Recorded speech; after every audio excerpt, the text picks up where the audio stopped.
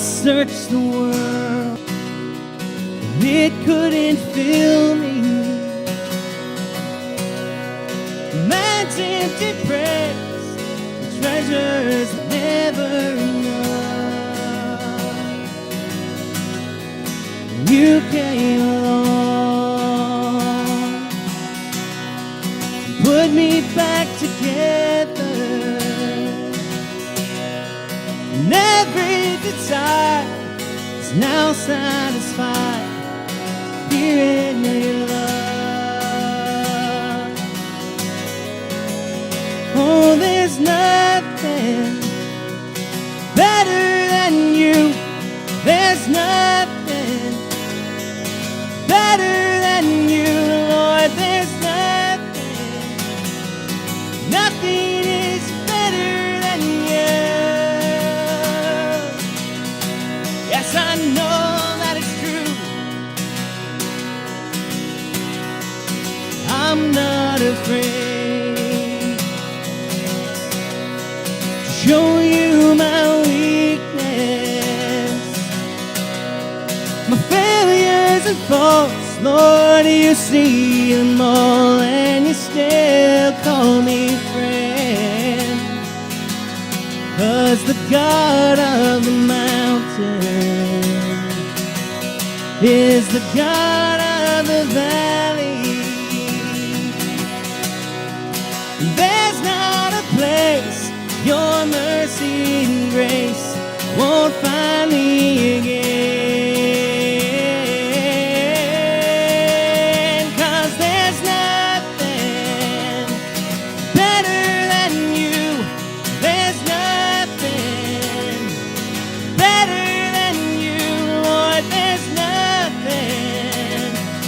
Nothing is better than you.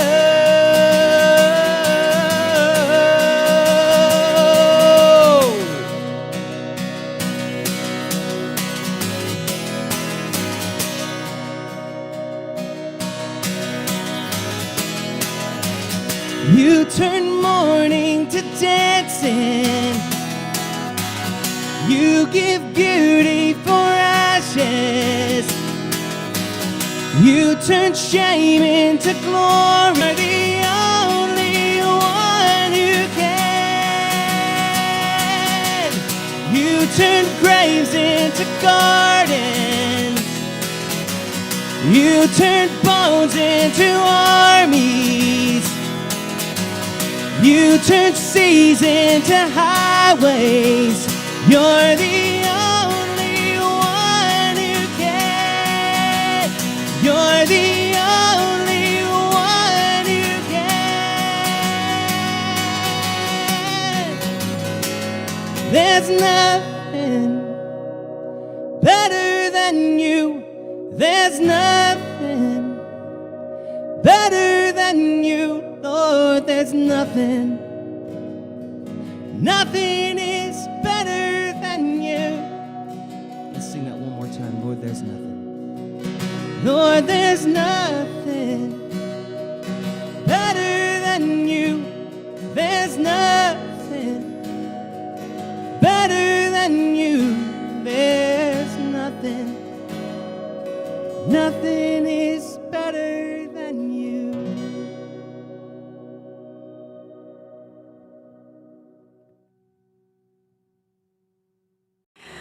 Malopkin! Good morning, y'all! It is so nice to be here. It's been 2 years and I miss y'all dearly. We want you to know that we have been praying for all of you, and special prayer goes out for all who were touched by the virus. And we are asking for a special healing touch from Jesus. Amen. Welcome, CCC family. Bienvenidos to House of Light, Sasil Nam. Several of you came out to help us build an outreach center, which will be a gathering place for our friends to feel a sense of belonging and unity through discipleship, support groups, cultural and educational programs. Construction sounds like strenuous labor, and it is. But thanks to our Christian comedian Ricky Pena and our famous tango instructor Mama Debbie, we laughed our way through the sweat and tears.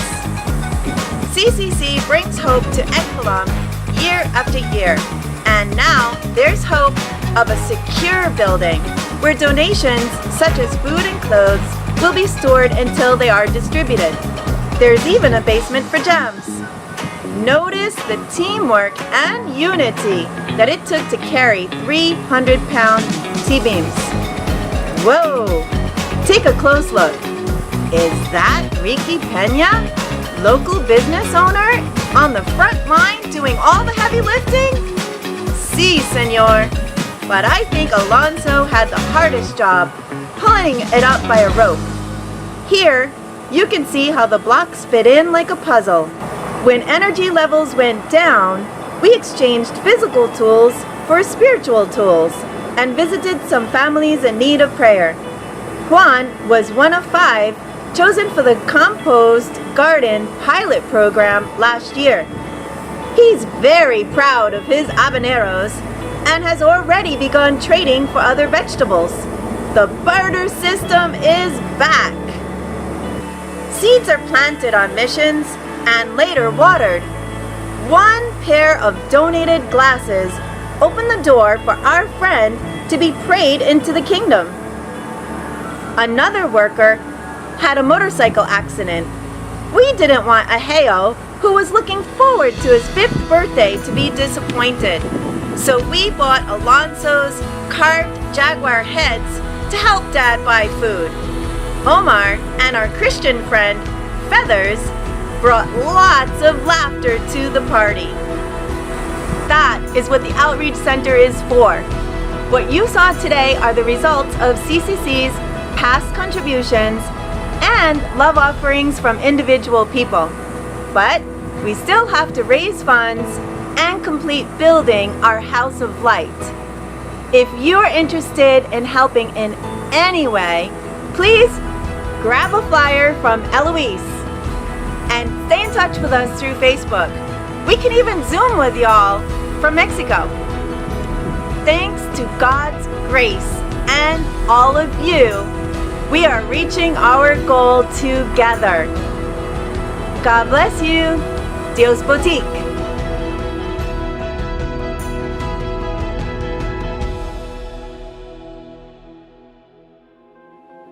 On Wednesday, August 25th, we'll be hosting Table to Table, where we offer free, no strings attached meals to anyone in our community who's hungry. However, with less than 2 weeks to prepare and COVID concerns on the table, we're going to do things a little differently this month.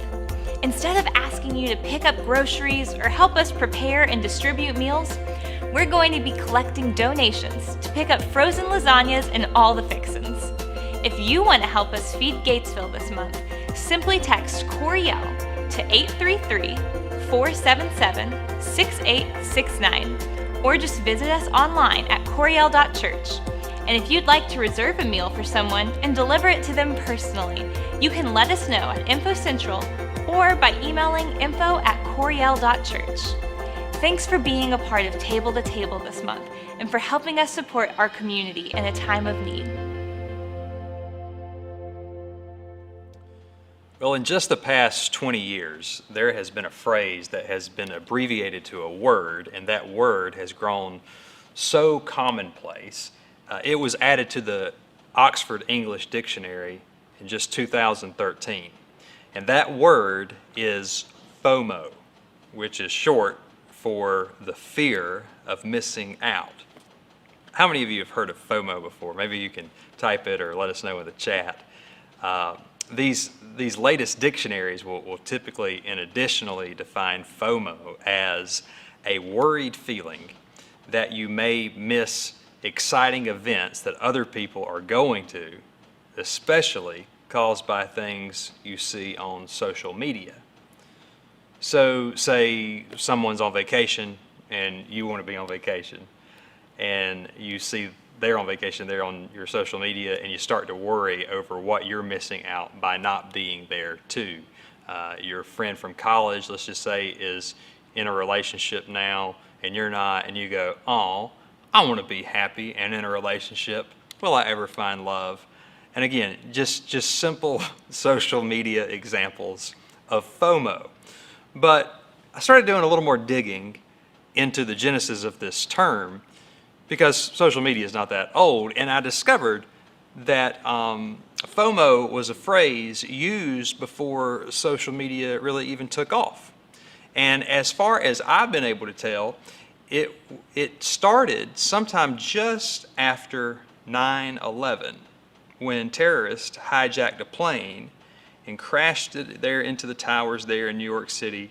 Some of us are old enough to remember that horrific event, even though that'll be 20 years ago in less than a month. And if you can recall when that first happened, then you may recall just feeling a sense of shock. The thought of, as you're sitting there watching this on the news or wherever you're watching it from, can this really be happening here in America? Well, some Harvard business students were living through all that too, like us, and they were jarred by it. And they started wrestling with, how short life is, to the point where they became almost obsessing over experiencing as much of life as they could, and just started calling this fear or obsession in them right then and there FOMO. And being a freshman in college myself during 9/11, I can identify with that inward pressure of, hey, I gotta make my life count, especially as I was trying to declare a major. I've gotta soak up as much of this life while I've still got time, because who knows when it's all going to be over. So I, along with many other kids in my generation, we started living with FOMO, I think, even though I didn't know that term at that point, a good 2 to 4 years before Facebook really even took off. Before that, like, people were talking about what? Bucket list. You may have a bucket list yourself with places you want to see, things you want to do before you kick the bucket. And I just want to add all that up to say that you don't have to have a social media account to experience FOMO. I mean, yes, sure, smartphones constantly reminding us of what other people are doing and experiencing before we are can make FOMO worse within us, especially when you start to consider these studies that show how people who constantly check their phones are even now, studies are showing, are more prone to things like anxiety and depression, low self-esteem, obsessive compulsive disorders, addiction, attention deficit disorder, or ADD, got that sometimes myself, and along with a bunch of other physical setbacks that accompany all that. But still, a lot of things in our lives can and do trigger FOMO. 9/11 can and did, bucket list can, social media can, but you know what else will? I don't even have to tell you, but I'm going to anyway, because what you're going to do? A pandemic. From the Friday before last to this past Monday, I was unexpectedly thrown into quarantine again when my 2 daughters returned from church camp and were among the 2 dozen or so who tested positive for COVID, just out of our church alone. And by God's grace, I never personally got it. So the only fever I came down with was cabin fever. My wife probably noticed my main symptoms from that being irritability and feeling sorry for myself after being confined to my home for over 10 days. But I'm sure some of you can relate to that too after this past year and a half. And if you can, it goes without saying that when your typical life you took for granted gets postponed, gets canceled, gets upended or rearranged, then your fear of missing out not only kicks into overdrive, some of our fears even turn into what I would call the realities of missing out. I guess you could call that Romo, but I won't for the sake of Cowboys fans. I'll go ahead and apologize to any Dallas fans who caught the reference. But seriously, let's say that you say, hey, I not only fear I'm missing out because of this stupid pandemic, I am missing out because we had to scrap our bucket list for a list of major life events we just missed that were important to us. For instance, everything from hospital births to funerals and everything in between, graduation, weddings, annual vacations, and celebrations, they all seem to have taken on a greater probability of being canceled or postponed or just outright strange here lately. But as much as I've experienced and felt and feared missing out on life, another strange thing that's occurred in conjunction to my FOMO is FODA, which is the fear of doing anything.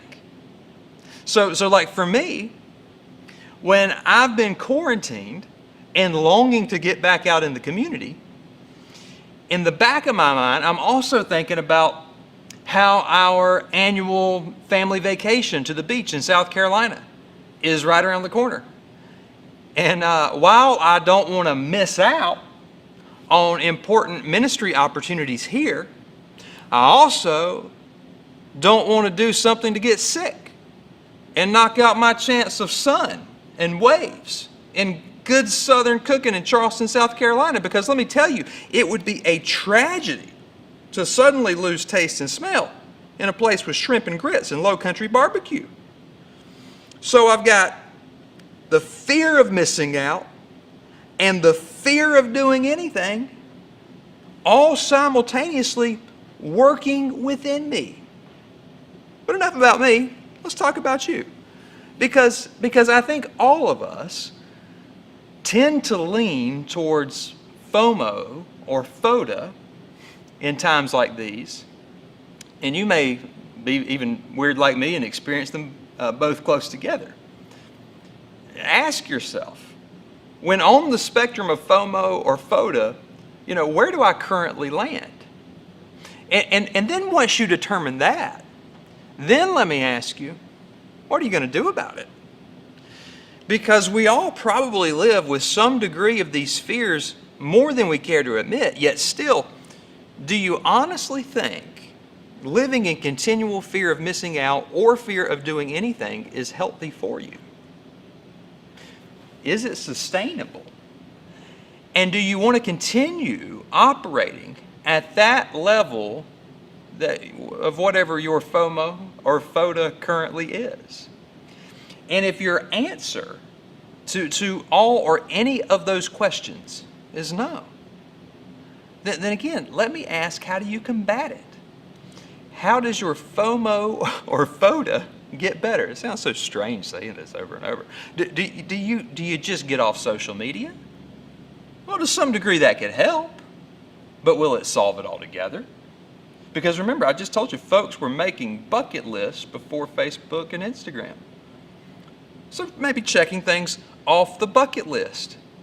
Is that how you think you'll overcome perhaps the fear of missing out? I'll just do it all. I'll go skydiving. I'll go Rocky Mountain climbing. I'll go 2.7 seconds on a bull named Fu Manchu. Tell us, Tim McGraw, is that the answer? And again, it may help some, but then there's this 12th chapter book in the Bible called Ecclesiastes, where the author admittedly says throughout the whole thing that he spent his whole life experiencing as much as he could, money, fame, romance, good wine, just trying it all, seeing what was really good for people to do under heaven during the few days of his life, as he says there in Ecclesiastes 2.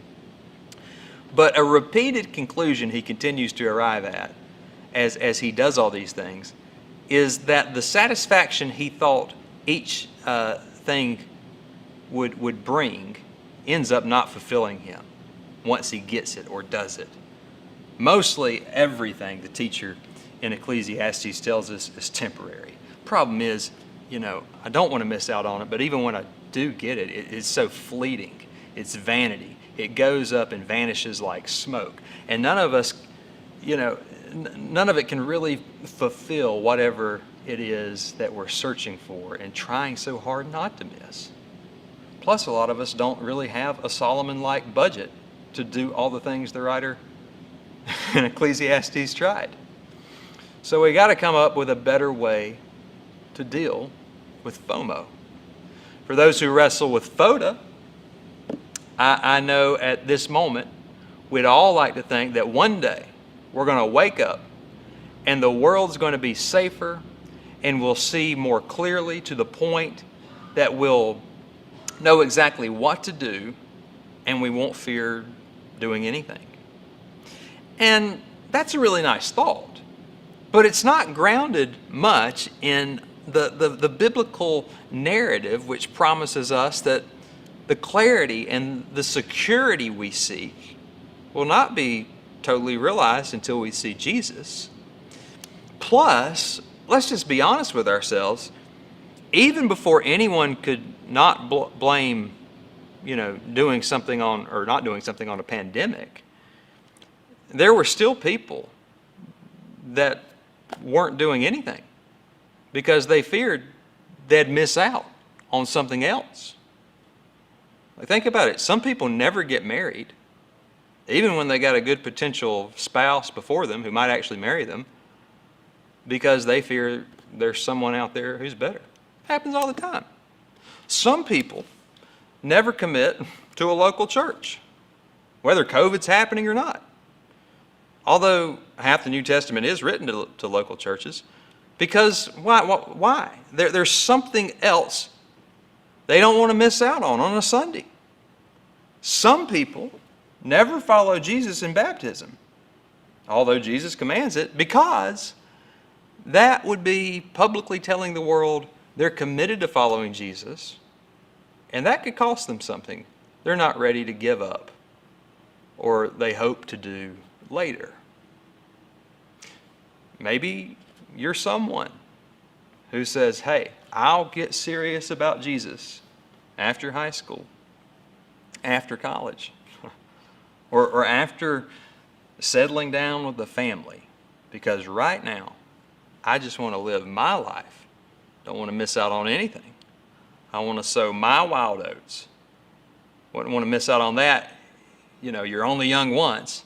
Yet in the meantime, you do nothing for Christ, who did everything for you.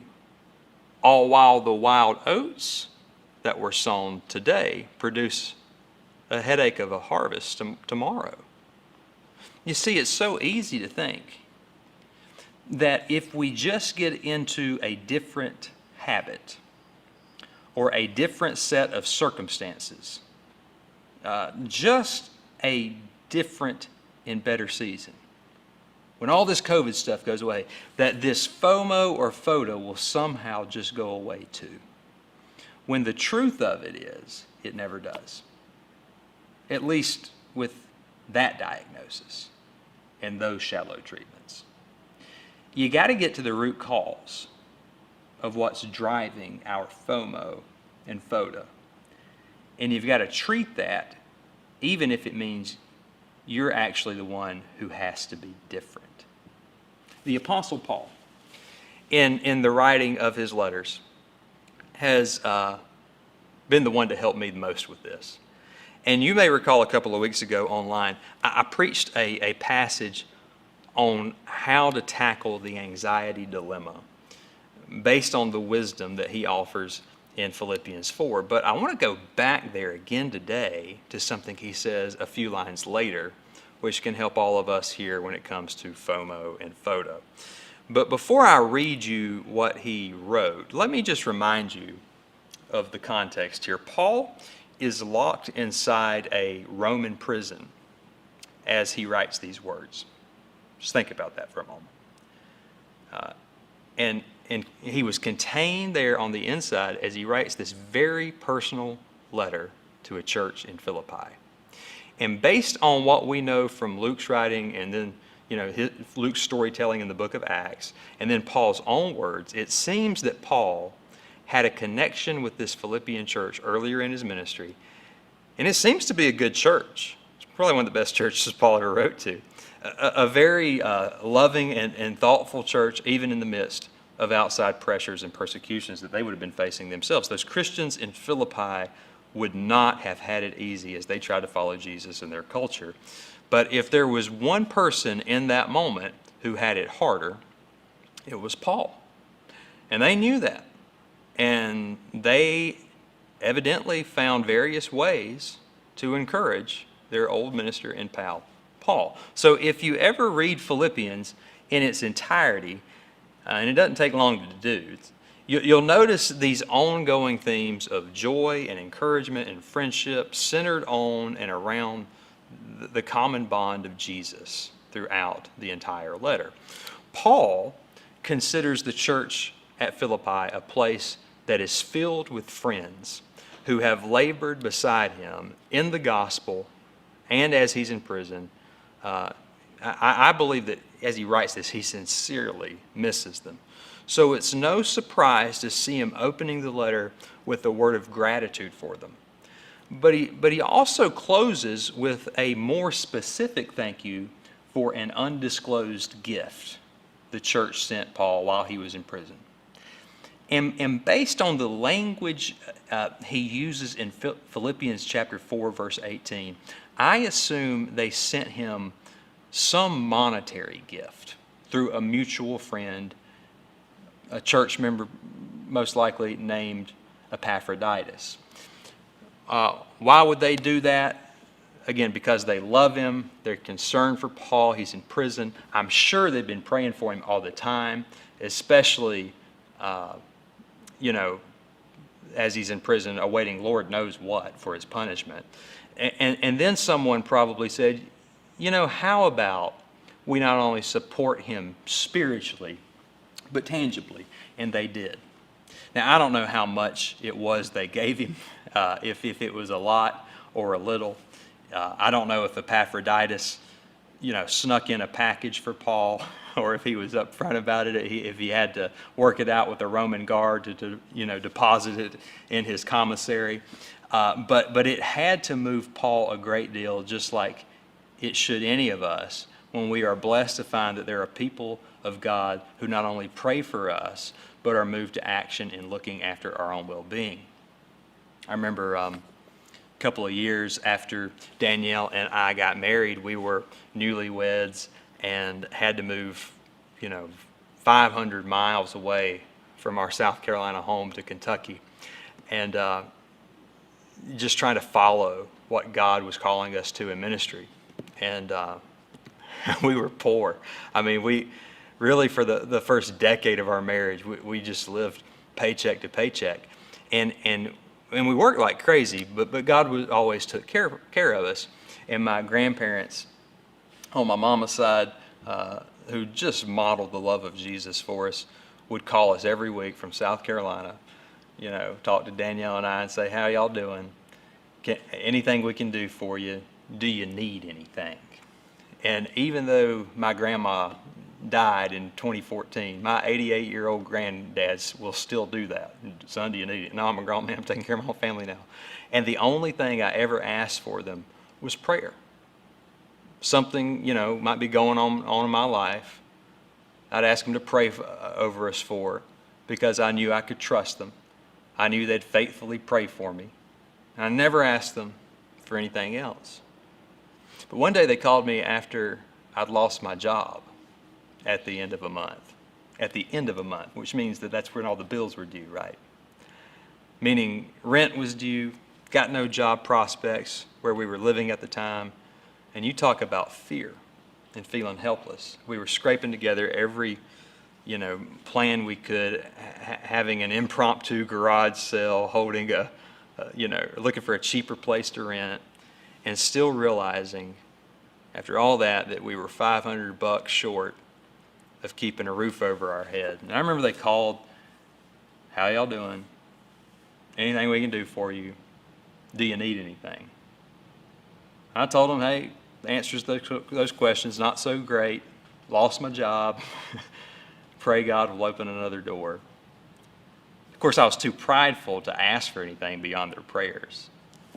And they finally said, well, just trust the Lord. He'll take care of you.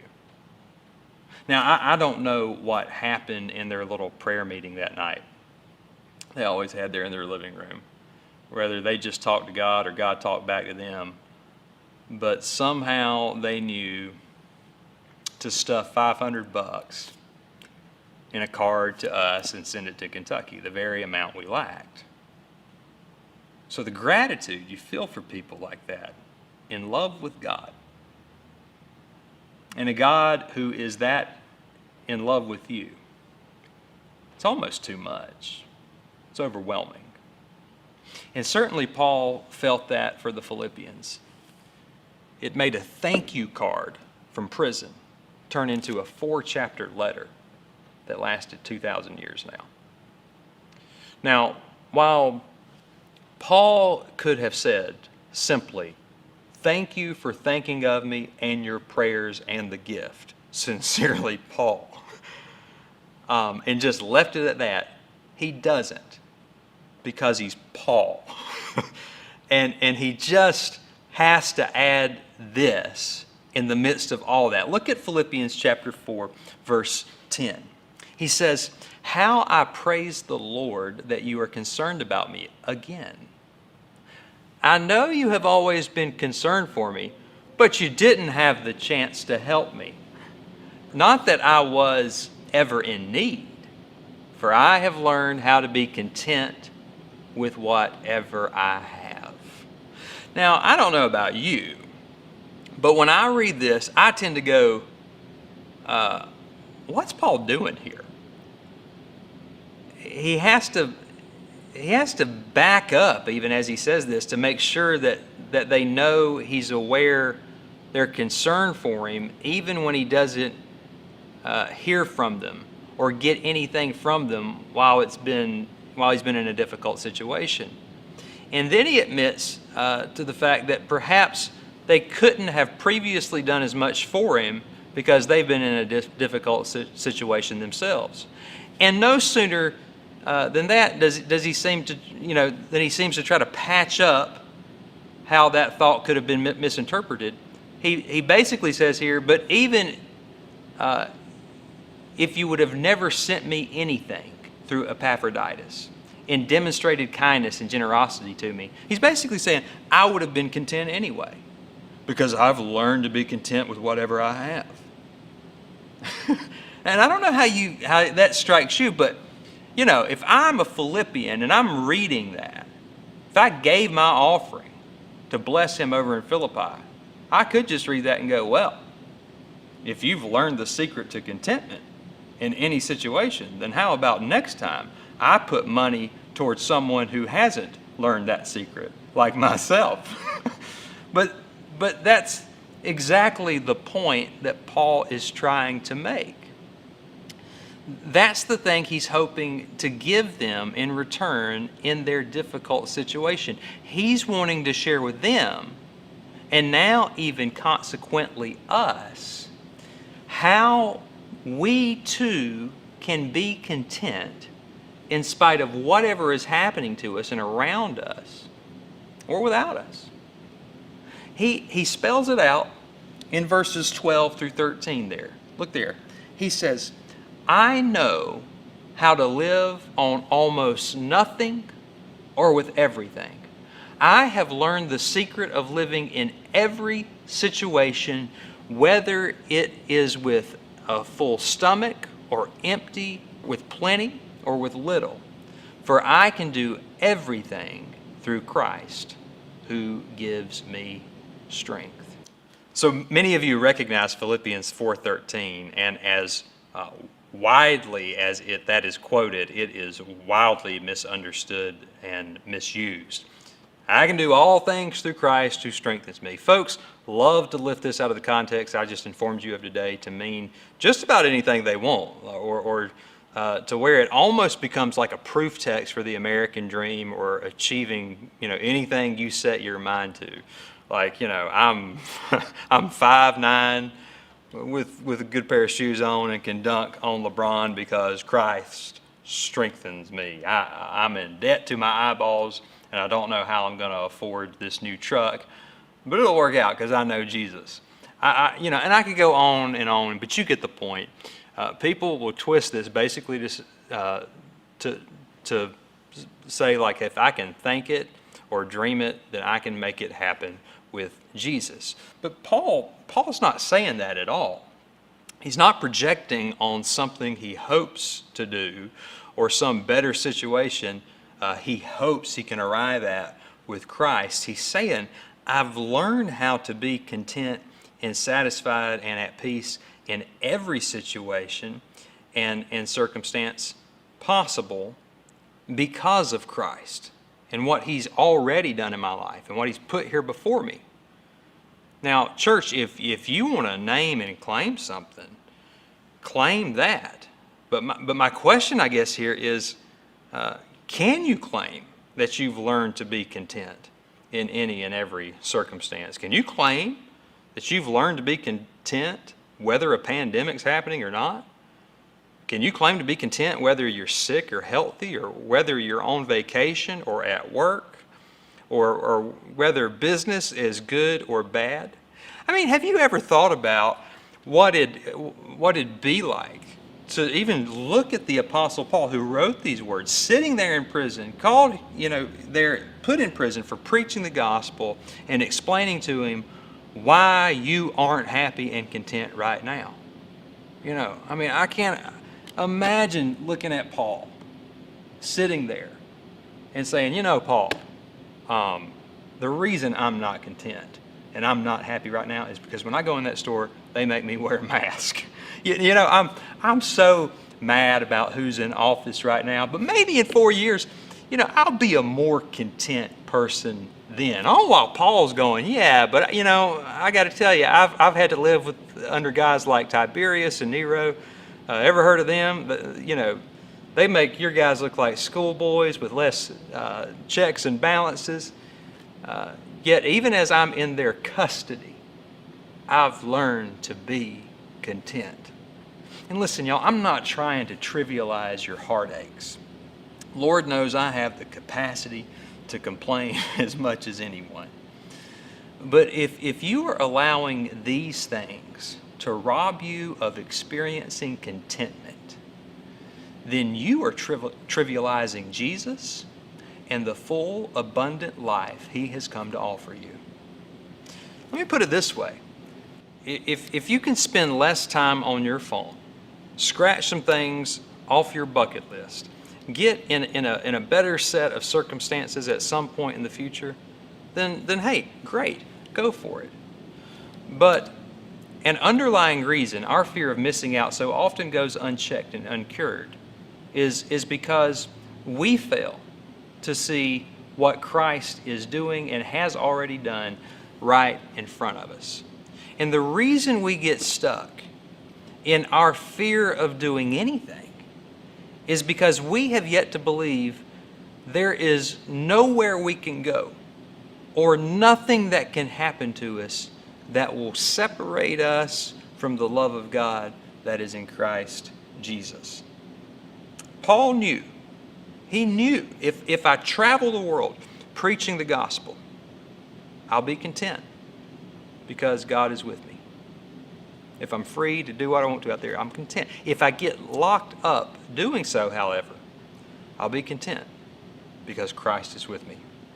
Even if they sentence me to death and I have to leave this world, I'll be content because I'll be with Christ. And that liberated him to do great but even dangerous things for Jesus. And I just want to tell you, I'm so glad he and so many others understood this truth, because if no one had ever done anything dangerous or risky for the Lord, then you and I, we simply just might not be here. So here's the bottom line. Because of Jesus, you have everything you need, even right now, to be content. You say, Daniel, that seems overly simplistic and utterly impossible. And I know it does, but it's true. Because overcoming FOMO and FODA and finding contentment won't happen naturally by what you and I do. It's got to happen supernaturally through what Christ does in us. And it's not always instantaneous either. Remember, that's why Paul said in verse 11, I have learned how to be content. Suggesting that it's a process that involves walking with God each day, not just on Sunday or when your pastor pops online to remind you. As we teach and abide, which we'll launch again on Wednesdays in September, if you desire a spiritual outcome, you've got to practice some spiritual disciplines. Because the verb used in Philippians 4:13, it's present tense, meaning that you discover this strength and contentment of Christ in your own life when you choose to wake up every day, walk with Him, and worship and serve Him each and every moment and day that He gives you. So are you doing that? And if not, why not start? Why not start now? And of course, that's up to you. I can't make any of you happy or content. Like Bonnie Raitt said, I can't make you happy. I can't make you love me. Anyway, but I can point you to the one who can, which is Jesus. And I can offer you a few ways to invite Him into your life daily for this to happen. And just for the sake of time and simplicity, allow me to just point out to you what Paul said just before what we studied today in Philippians 4, verses 8 and 9. Look back there. He says, and now, dear brothers and sisters, one final thing. Fix your thoughts on what is true and honorable and right and pure and lovely and admirable. Think about things that are excellent and worthy of praise. Keep putting into practice all you learned and received of me, everything you heard from me and saw me doing. And then the God of peace will be with you. You see, people who are not at peace and who are discontent and who fear constantly just missing out or even fear doing anything have a hard time doing that. It's easier to think about what's lacking or what will be instead of the blessings and the beautiful things that already are. You see, many of you have got some hardship going on in your life right now, and that's why it's hard to do this. So it's easy to be doubtful. It's easy to be jaded, maybe even cynical. And I'm not telling you to ignore those things and those points of pain and pressure, but talk to God about it. Paul certainly had that too. And that's just a question that I will ask you now, and I'll continue to ask you. Do you pray? Do you pray daily? So just tell the truth to God about how you're feeling about this hardship you're in. He can take it. He's a big God. But then think about some of these things that, some of these things just sort of struck me from Adele Alberg Calhoun. Just reflect here. Ask yourself, where is there evidence of God's presence in this hardship? You see, God has demonstrated to us that He can be working and redeeming us even through the worst of situations. And if you don't believe me, look no further than His Son, Jesus Christ, who Paul says back in chapter 2 of Philippians, emptied Himself of all divine privilege, humbled Himself even to the point of a slave, and died a criminal's death on a cross.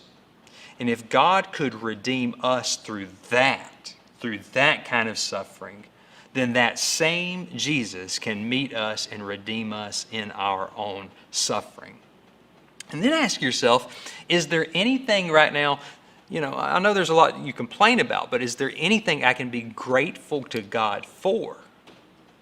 And then, just in case you're just really in a tough spot at the moment, let me ask you this. If you cannot find God in your hardship, Spend some time with Jesus, particularly in the text with him around there in the Garden of Gethsemane.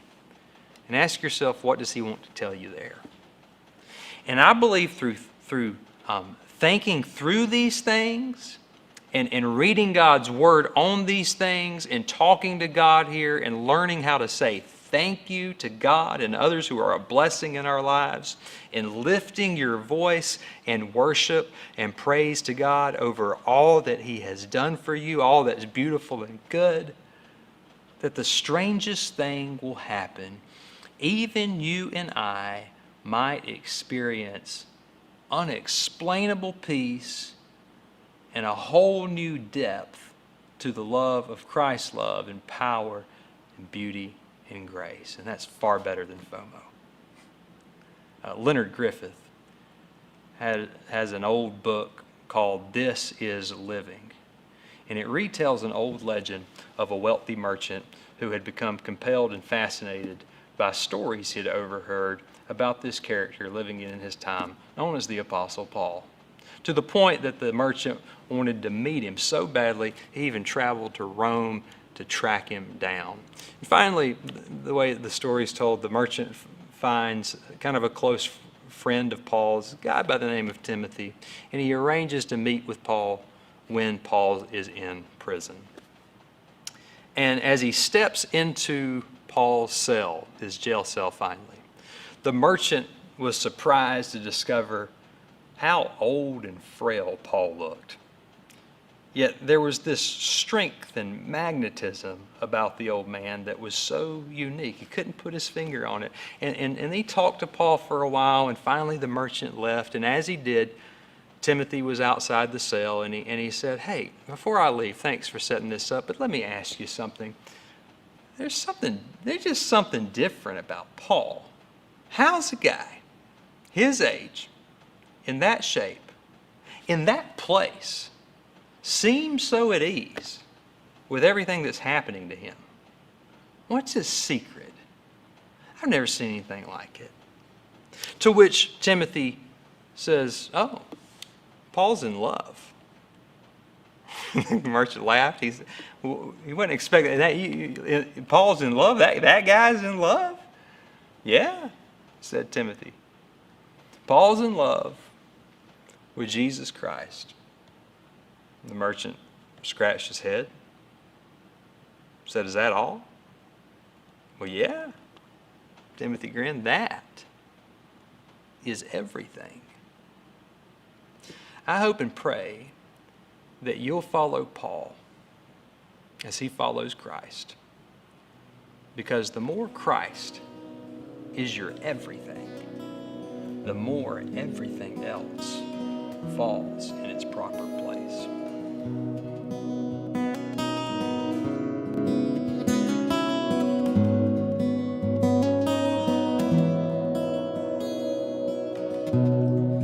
Carried a burden too long on my own. I wasn't created to bear it alone. I hear your invitation to let it all go. I see it now, lay it down. I know that I need you. I run to the Father, fall into grace. I'm done with the hiding, no reason to wait. My heart needs a surgeon, my soul needs a friend.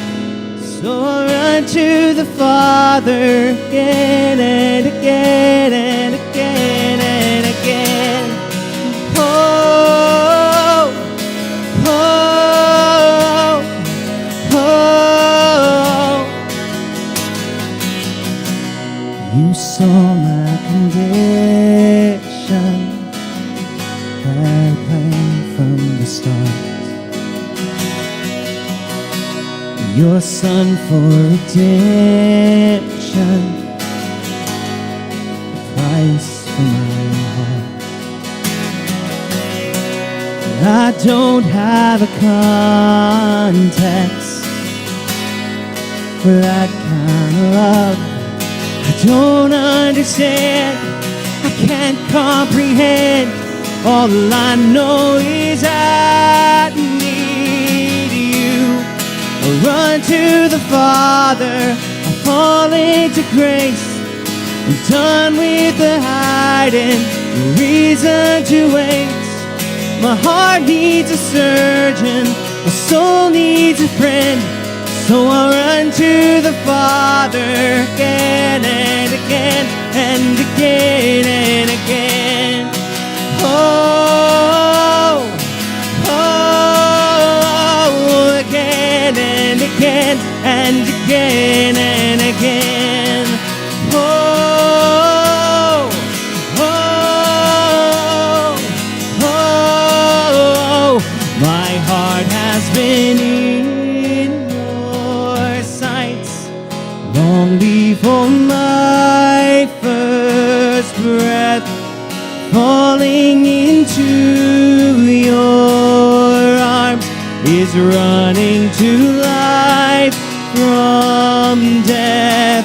And I feel this rush deep in my chest.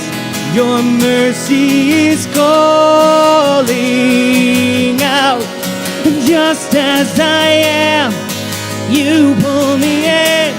And I know I need you now. I run to the Father, I fall into grace. I'm done with the hiding, no reason to wait. My heart needs a surgeon, my soul needs a friend. So I run to the Father again and again. I run to the Father, I fall into grace. I'm done with the hiding, no reason to wait. My heart found a surgeon, my soul found a friend. So I run to the Father again and again and again and again. Oh, oh, again and again and again and again.